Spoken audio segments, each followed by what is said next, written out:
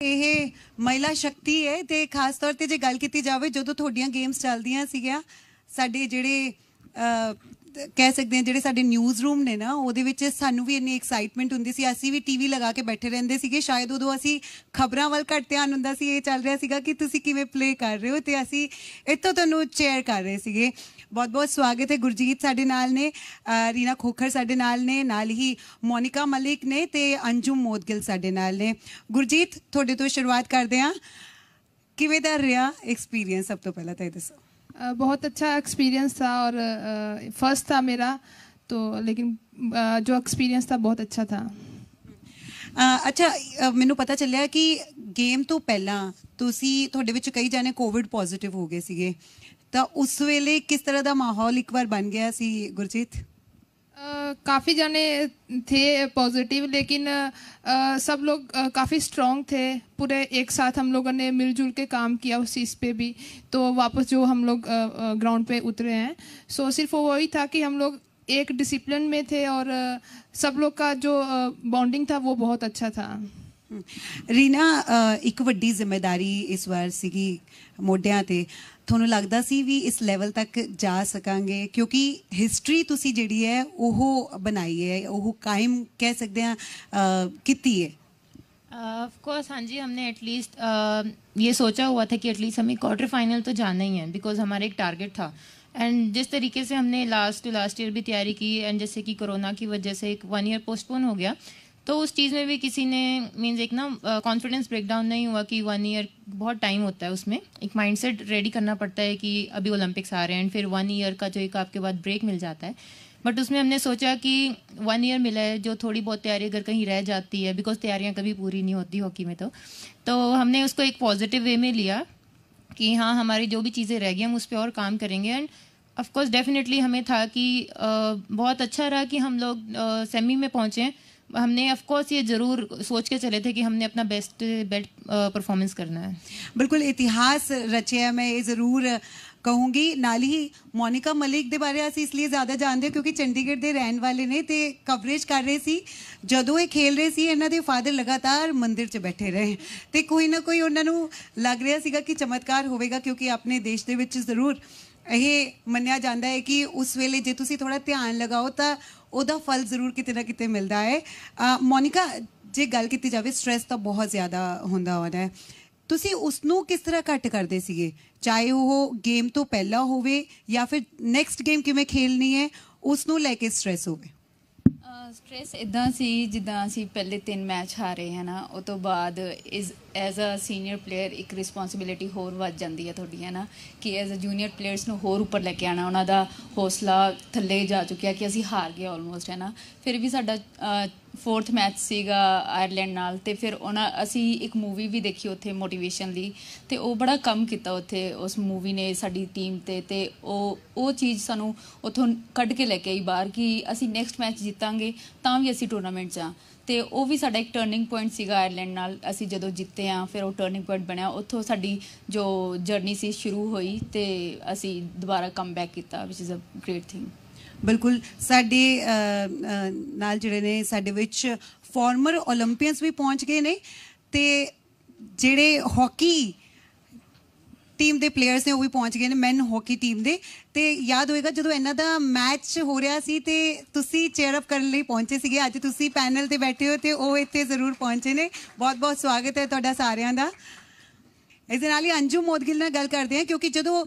Match चल रहा सी तो अंजुम ने भी अपनी टी शर्ट पा ली सी ते कहा सीगा कि मैनूं लग रहा है कि मैं गेम दे विच उतरी हुई हाँ अंजुम किस तरह का तुहाडा एक्सपीरियंस रहा ते तुसीं की एक्सपैक्ट करदे हो कि सरकार नूं होर की मदद जिहड़ी है वो प्लेयर्स की करनी चाहिए बिल्कुल एक्सपीरियंस काफ़ी अच्छा रहा क्योंकि मेरा भी पहला ओलंपिक्स था तो पूरी जो नर्वसनेस होती है जो तैयारी होती है वो इतने सालों से चल रही थी तो एक्सपीरियंस काफ़ी लाइफ चेंजिंग और काफ़ी कुछ सीखने को मिला बाकी हॉकी वाले यहाँ पे हैं इनका काफ़ी अच्छा ओलंपिक्स रहा तो जैसे मेन हॉकी का मैच मैंने इंडिया आके वापस आके देखा था तो बहुत ही प्राउड मोमेंट था तो मैंने उस दिन इंडिया की जर्सी अपनी पहनी थी क्योंकि टोक्यो दिमाग से निकल ही नहीं रहा था वापस आके भी बाकी जब वहाँ पे थे तब विमेन हॉकी के मैचेस चल रहे थे तो जिस तरीके से उन्होंने फर्स्ट 3 मैचेस हारने के बाद एंड तक खेला वो बहुत ही मोटिवेटिंग था सब इंडियन एथलीट्स के लिए, और काफ़ी अच्छा लगा इस टोक्यो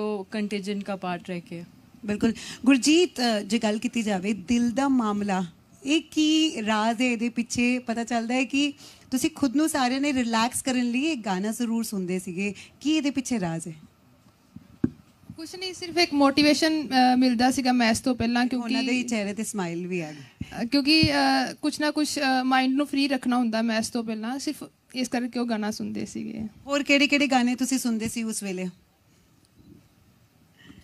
ਕਈ ਕੁੜੀਆਂ ਨੂੰ ਵੈਸੇ ਸ਼ੌਂਕ ਸੀਗਾ ਕਿ before match they want to dance and they just motivate themself only. Some are like love listening songs and some not. ਅੱਛਾ ਮੋਨਿਕਾ, ਕਿਹੜੇ ਕਿਹੜੇ ਤੁਸੀਂ ਦੱਸ ਹੀ ਰਹੇ ਹੋ ਕਿਹੜੇ ਕਿਹੜੇ ਗਾਣੇ ਸੁਣਦੇ ਸੀਗੇ, ਤੇ ਇਸ ਦੇ ਨਾਲ ਹੀ ਕਿਹੜੀ ਕਿਹੜੀ ਪਲੇਅਰ ਸੀਗੀਆਂ ਜਿਹੜੀਆਂ ਡਾਂਸ ਵੀ ਕਰਦੀਆਂ ਸੀ ਤੇ ਗਾਣੇ ਵੀ ਸੁਣਦੀਆਂ ਸੀ? ਨਵਨੀਤ ਤੇ ਨੇਹਾ ਨੂੰ ਜ਼ਿਆਦਾ ਸ਼ੌਂਕ ਸੀਗਾ, ਉਹਨਾਂ ਨੂੰ ਜ਼ਿਆਦਾ ਕ੍ਰੇਜ਼ ਸੀਗਾ ਡਾਂਸ ਦਾ, ਉਹ ਮੋਟੀਵੇਟ ਹੁੰਦੀਆਂ ਸੀਗਾ, ਉਹਨਾਂ ਨੂੰ એનર્ਜੀ ਫੀਲ ਹੁੰਦੀ ਸੀ, ਤਾਂ ਕਰਕੇ ਉਹ ਕਰਦੀਆਂ ਸੀ। ਬਿਲਕੁਲ। ਗੁਰਜੀਤ ਜੀ, ਕਿਸ ਤਰ੍ਹਾਂ ਰਿਲੈਕਸ ਕਰਦੇ ਸੀਗੇ before match and after match? कुछ नहीं, सिर्फ सॉन्ग सुन लेते थे और कुछ ज़्यादा नहीं था, जो मतलब डांस कर रहे हैं उनको देख लेते थे, बस यही था।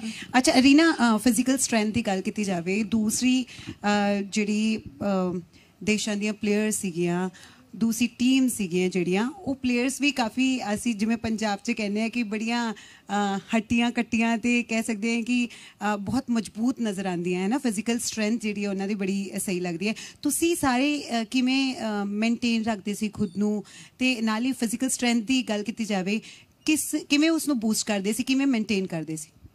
हाँ जी, जैसे कि पहले होता था कि लगता था कि जो इंडियन गर्ल्स हैं हॉकी में वो वीक हैं, बिकॉज जो फॉरेनर्स हैं उनकी हाइट एंड उनकी जो एक बॉडी मसल्स होते हैं वो बहुत ज़्यादा लगते थे। बट जो इंडियंस का एक बॉडी स्ट्रक्चर ऐसे होता है। बट हमारे जो ट्रेनर है वेन, उन्होंने बहुत वर्क किया हमारी फिटनेस पे, कंडीशनिंग पे, तो उनका एक बहुत बड़ा रोल रहा है हमारी टीम के सक्सेस में। ਮੋਨਿਕਾ, ਤੁਸੀਂ ਦੱਸਿਆ ਕਿ ਕਿਵੇਂ ਰਿਲੈਕਸ ਕਰਦੇ ਸੀਗੇ, ਕਿਹੜੇ ਕਿਹੜੇ ਗਾਣੇ ਸੁਣਦੇ ਸੀਗੇ, ਸਭ ਤੋਂ ਜ਼ਿਆਦਾ ਤੁਹਾਡੇ ਵਿੱਚ ਫੈਸ਼ਨੇਬਲ ਕੌਣ ਸੀ? I think Reena and Sushila Di loves to do makeup before match. Monica also. Before match? Before, yeah. Okay. She loves to do little bit makeup. Yeah.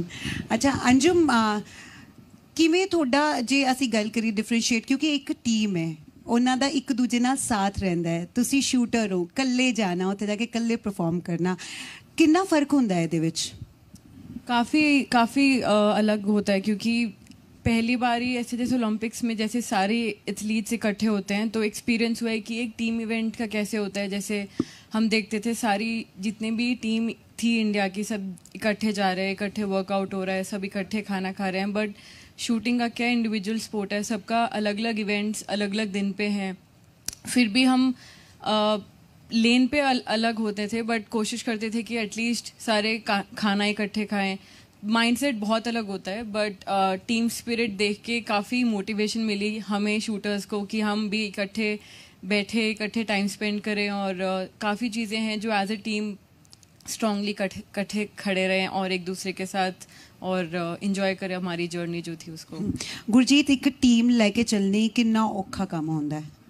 ਤੁਸੀਂ ਆਪ ਗੋਲ ਕਰਤਾ, ਠੀਕ ਹੈ, ਪਰ ਟੀਮ ਸਾਰੀ ਨੂੰ ਨਾਲ ਲੈ ਕੇ ਚੱਲਣਾ ਕਿ ਸਟ੍ਰੈਸ ਨਾ ਹੋਵੇ, ਕਿਉਂਕਿ ਜਦੋਂ ਇੱਕ ਤੁਹਾਡੀ ਵੀਡੀਓ ਵੀ ਆਈ ਜਦੋਂ ਤੁਸੀਂ ਪ੍ਰਧਾਨ ਮੰਤਰੀ ਮੋਦੀ ਦੇ ਨਾਲ ਗੱਲ ਕਰ ਰਹੇ ਸੀਗੇ, ਇਮੋਸ਼ਨਲ ਹੋ ਗਏ ਸੀ ਬਹੁਤ ਸਾਰੇ। ਕਿੰਨਾ ਜ਼ਰੂਰੀ ਹੁੰਦਾ ਹੈ ਕਿ ਸਾਰਿਆਂ ਦੀ ਇਮੋਸ਼ਨਸ ਨੂੰ ਵੀ ਕੰਟਰੋਲ ਕਰਨਾ ਤੇ ਸਾਰੀ ਟੀਮ ਨੂੰ ਲੈ ਕੇ ਅੱਗੇ ਵਧਣਾ? ਮੈਨੂੰ ਲੱਗਦਾ ਹੈ ਕਿ ਇੱਕ ਟੀਮ 'ਚ ਜਿਹੜੇ ਡਿਸਿਪਲਿਨ ਹੋਣਾ ਬਹੁਤ ਜ਼ਰੂਰੀ ਆ, ਕਿਉਂਕਿ ਡਿਸਿਪਲਿਨ ਹੋਊਗਾ ਤਾਂ ਸਾਰੇ ਇੱਕ ਦੂਜੇ ਦਾ ਸਾਥ ਦੇ ਕੇ ਅੱਗੇ ਵੱਧ ਸਕਦੇ ਆ। ਸੋ ਇਵੇਂ ਸਾਡੀ ਟੀਮ 'ਚ ਡਿਸਿਪਲਿਨ ਸੀਗਾ, ਕੋਈ ਵੀ ਚੀਜ਼ ਕਿਸੇ ਨੂੰ ਕੋਈ ਪ੍ਰੋਬਲਮ ਵੀ ਹੁੰਦੀ ਸੀਗੀ, ਉਸ ਚੀਜ਼ ਦਾ ਹੱਲ ਕੱਢਦੇ ਸੀਗੇ ਔਰ ਉਸ ਚੀਜ਼ ਨੂੰ ਸੋਲਵ ਕਰਕੇ ਤਾਂ ਦੀ ਅੱਗੇ ਵੱਧਦੇ ਸੀਗੇ। ਅੱਛਾ ਰੀਨਾ, ਜ਼ਿਆਦਾਤਰ ਦੇਖਦੇ ਹਾਂ ਕਿ ਜਦੋਂ ਵੀ ਪਲੇਅਰਸ ਜਿੱਤ ਕੇ ਆਉਂਦੇ ਨੇ ਉਹਨਾਂ ਨੂੰ ਨੌਕਰੀਆਂ ਦੇ ਦਿੱਤੀਆਂ ਜਾਂਦੀਆਂ ਨੇ, ਉਸ ਤੋਂ ਬਾਅਦ ਉਹ ਇੰਨਾ ਵਧੀਆ ਪਰਫਾਰਮ ਨਹੀਂ ਕਰ ਪਾਉਂਦੇ ਜਿੰਨਾ ਉਹ ਪਹਿਲੀ ਗੇਮ ਦੇ ਵਿੱਚ ਕਰ ਪਾਉਂਦੇ ਨੇ। ਤੁਹਾਨੂੰ ਲੱਗਦਾ ਕਿ ਅਜਿਹਾ ਕੁਝ ਫਰਕ ਆਉਂਦਾ ਹੈ, ਮਤਲਬ ਪਲੇਅਰਸ ਇਸ ਬਾਰੇ ਸੋਚਦੇ ਨੇ?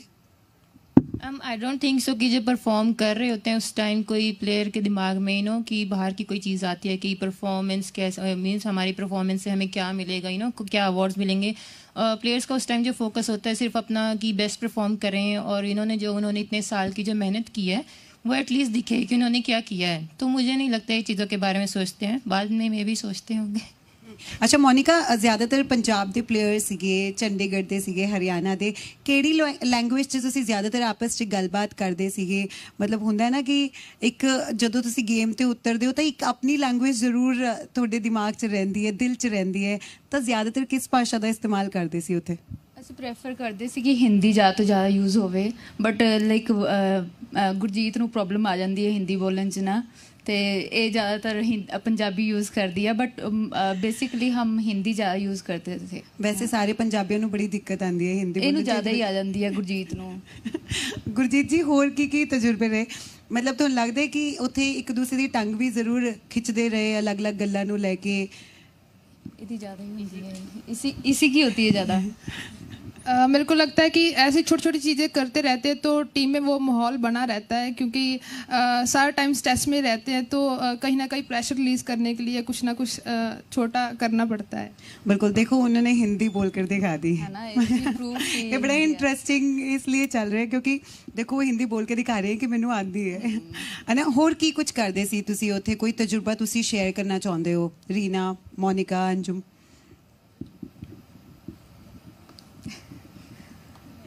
कोई अजिहा कोई भी ऐसा इंसीडेंट नहीं होया? अच्छा, तुहाडे चों सब तो ज़्यादा शर्माउंदा कौन सी, या फिर गलबात नहीं करता बिल्कुल? टीम दे विच इक अजिहा हुंदा ना कि कॉर्नर सीट ते जाके बैठे रहना।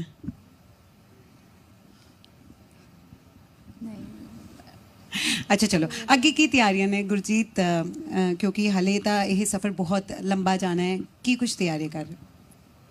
नेक्स्ट टूर्नामेंट जो हमारा है वो उसकी अभी तो सिर्फ उसी पे फोकस है। जैसे नेक्स्ट आते जाएंगे तो जो भी आएगा उस पर फोकस करेंगे। जो फर्स्ट है सिर्फ अभी तो उस पर ही फोकस कर रहे हैं, एशियन चैंपियन ट्रॉफी पे।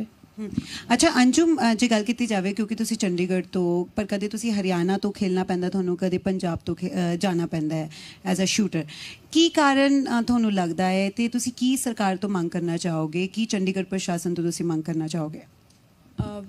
मैंने चंडीगढ़ रिप्रेजेंट किया था 2 साल, बट कोई सपोर्ट नहीं थी चंडीगढ़ गवर्नमेंट से या कुछ, इसलिए फिर मैंने एक बार ही हरियाणा रिप्रेजेंट किया था, बट वही क्योंकि डोमिसाइल नहीं था तो फिर हरियाणा गवर्नमेंट ने भी उस टाइम पे सपोर्ट नहीं किया।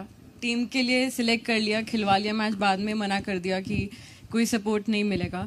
फिर जब मैंने गवर्नमेंट लाइक पंजाब में जॉब ज्वाइन किया था 2017 में, उसके बाद से फिर मैं पंजाब रिप्रेजेंट कर रही हूँ, बट पंजाब गवर्नमेंट की काफ़ी सपोर्ट थी।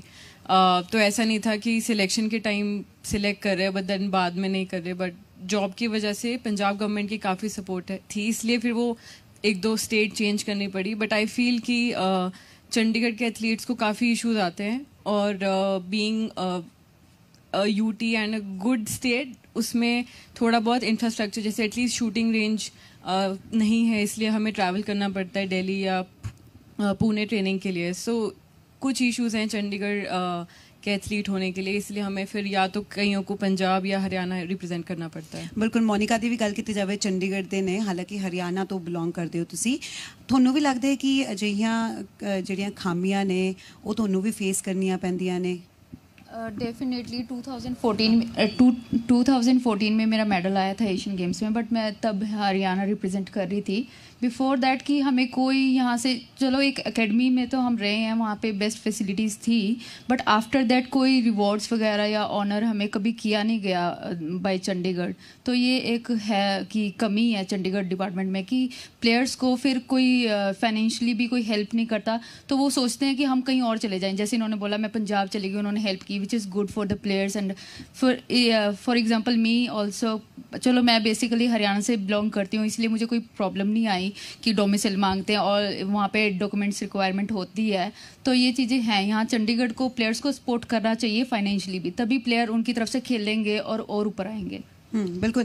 अच्छा रीना, गुरजीत, क्योंकि तुसी पंजाब तो बिलोंग करते हो, पंजाब सरकार किन्नी क मदद कर रही है जे तुसी अज इस मुकाम ते पहुंचे हो, इहदे लई तुसी किसनू क्रेडिट देना चाहोगे? रीना? मुझे ऐसा लगता है कि पंजाब गवर्नमेंट अपनी तरफ से तो पूरा सपोर्ट कर रही है। अगर उनसे किसी चीज़ के आई थिंक कोई हेल्प मांगता है तो वो कोई मना नहीं करते हैं। तो आई थिंक डेफिनेटली चंडीगढ़ से इस चीज़ में तो कंपेयर भी नहीं करेंगे हम, बिकॉज वो बहुत ज़्यादा डिफरेंस आ जाता है। तो they are trying their best whatever they can and they are doing really good. ਅੱਛਾ ਗੁਰਜੀਤ, ਕੁੜੀਆਂ ਲਈ ਕਿਤੇ ਨਾ ਕਿਤੇ ਮੁਸ਼ਕਿਲ ਹੋ ਜਾਂਦਾ ਹੈ ਕਿ ਤੁਸੀਂ ਘਰ ਵੀ ਦੇਖਣਾ ਹੈ, ਤੁਸੀਂ ਗੇਮਸ ਵੀ ਖੇਲਣੀਆਂ, ਫਿਰ ਤੁਹਾਨੂੰ ਜਿਹੜੀ ਜ਼ਿੰਮੇਵਾਰੀ ਮਿਲ ਜਾਂਦੀ ਹੈ, ਯਾਨੀ ਕਿ ਜੇ ਕੋਈ ਗਵਰਨਮੈਂਟ ਜੌਬ ਮਿਲ ਜਾਂਦੀ ਹੈ ਉਹ ਵੀ ਤੁਸੀਂ ਜਿਹੜੀ ਹੈ ਨਿਭਾਉਣੀ ਹੁੰਦੀ ਹੈ। ਕਿੰਨਾ ਔਖਾ ਹੁੰਦਾ ਹੈ ਸਭ ਨੂੰ ਮੈਨੇਜ ਕਰਨਾ? ਕੁੜੀਆਂ ਵਾਸਤੇ ਕਾਫੀ ਮੁਸ਼ਕਿਲ ਹੈ। ਮੈਨੂੰ ਲੱਗਦਾ ਹੈ ਕਿ ਜਿਵੇਂ ਕੁੜੀਆਂ ਦੇ ਜਿਹੜੇ ਹੋਸਟਲਸ ਆ ਉਹ ਪੰਜਾਬ 'ਚ ਹੋਣੇ ਚਾਹੀਦੇ, ਐਟਲੀਸਟ ਉਹਨਾਂ ਨੂੰ ਗਰਾਊਂਡਸ ਅੱਛੀਆਂ ਮਿਲ ਸਕਣ, ਉਹਨਾਂ ਨੂੰ ਹੋਸਟਲ 'ਚ ਰਹਿ ਕੇ ਆਪਣੀ ਅੱਛੀ ਸਟੱਡੀ ਔਰ ਜਿਹੜਾ ਗੇਮ 'ਚ ਧਿਆਨ ਦੇ ਸਕਣ, ਕਿਉਂਕਿ ਕੁੜੀਆਂ ਦੀਆਂ ਅਕੈਡਮੀਜ਼ ਔਰ ਹੋਸਟਲ ਜਿਹੜੇ ਆ ਨਹੀਂ ਹੈਗੇ ਔਰ ਗਰਾਊਂਡਸ ਵੀ ਨਹੀਂ ਹੈਗੀਆਂ। ਇਹਦੇ ਕਾਰਨ ਕੁੜੀਆਂ ਨੂੰ ਕਾਫੀ ਪ੍ਰੋਬਲਮ ਆ ਰਹੀ ਆ। ਜੋ ਪਿੰਡਾਂ 'ਚ ਹੈਗੀਆਂ ਨੇ ਉਹ ਗਰਾਊਂਡ ਤੱਕ ਨਹੀਂ ਪਹੁੰਚ ਪਾ ਰਹੀਆਂ, ਜਿਹਦੇ ਕਾਰਨ ਜਿਹੜੀ ਕੁੜੀਆਂ ਦੀ ਹਾਕੀ ਉਹ ਕਾਫੀ ਖਤਮ ਹੁੰਦੀ ਜਾ ਰਹੀ ਆ। ਕੀ ਕਾਰਨ ਤੁਹਾਨੂੰ ਲੱਗਦਾ ਹੈ ਕਿ ਹਾਲੇ ਤੱਕ ਨਹੀਂ ਬਣਾਏ, ਜਾਂ ਤੁਹਾਨੂੰ ਲੱਗਦਾ ਹੈ ਕਿ ਹਾਕੀ ਲਈ ਪਹਿਲਾਂ ਇੰਨੀਆਂ ਤਿਆਰੀਆਂ ਕੀਤੀਆਂ ਹੀ ਨਹੀਂ ਗਈਆਂ? ਇਸ ਵਾਰ ਤੁਸੀਂ ਓਲੰਪਿਕਸ 'ਚ ਗਏ, ਰਿਪਰੈਜ਼ੈਂਟ ਕੀਤਾ, ਤਾਂ ਸ਼ਾਇਦ ਹੁਣ ਤੁਹਾਨੂੰ ਲੱਗਦਾ ਹੈ ਕਿ ਸਰਕਾਰ ਦਾ ਧਿਆਨ ਜਾਏਗਾ? ਮੈਨੂੰ ਲੱਗਦਾ ਹੈ ਕਿ ਹੁਣ ਸ਼ਾਇਦ ਜਾ ਰਿਹਾ ਆ ਔਰ ਬਹੁਤ ਜਲਦੀ ਸਰਕਾਰ ਕਰੇਗੀ ਇਸ ਚੀਜ਼ 'ਤੇ। ਬਹੁਤ ਜਲਦੀ ਹੋਸਟਲ ਜਿਹੜੇ ਓਪਨ ਕਰਨਗੇ ਔਰ ਗਰਾਊਂਡਸ ਤਿਆਰ ਕਰਨਗੇ, ਜਿਹਦੇ ਕਾਰਨ ਜਿਹੜੇ ਆ ਬੱਚੇ ਆ ਉਹ ਜ਼ਿਆਦਾ ਤੋਂ ਜ਼ਿਆਦਾ ਗਰਾਊਂਡ 'ਚ ਆ ਸਕਣ। ਹੋਰ ਕੀ ਕੀ ਖਾਮੀਆਂ ਤੁਹਾਨੂੰ ਲੱਗਦੀਆਂ ਨੇ? ਇੱਕ ਵਾਰ ਤੁਸੀਂ ਸਰਕਾਰ ਨੂੰ ਅਪੀਲ ਜ਼ਰੂਰ ਕਰ ਸਕਦੇ ਹੋ, ਤੇ ਨਾਲ ਹੀ ਇੱਕ ਮੈਸੇਜ ਜ਼ਰੂਰ ਉਹਨਾਂ ਕੁੜੀਆਂ ਦੇ ਨਾਲ ਜਿਹੜੀਆਂ ਸਪੋਰਟਸ 'ਚ ਅੱਗੇ ਵਧਣਾ ਚਾਹੁੰਦੀਆਂ ਨੇ। ਮੈਂ ਤਾਂ ਸਿਰਫ ਉਹਨਾਂ ਨੂੰ ਇੰਨਾ ਹੀ ਕਹੂੰਗੀ ਕਿ ग्राउंड से जाओ, अपनी 100% अपनी मेहनत करो और अपना कोई टारगेट सैट करो कि असी इस गोल ते पहुँचना है, उस गोल को अचीव करने दी ओदी मेहनत करो, बस कदे भी गिव अप ना करो। बिल्कुल, बहुत बहुत धन्यवाद।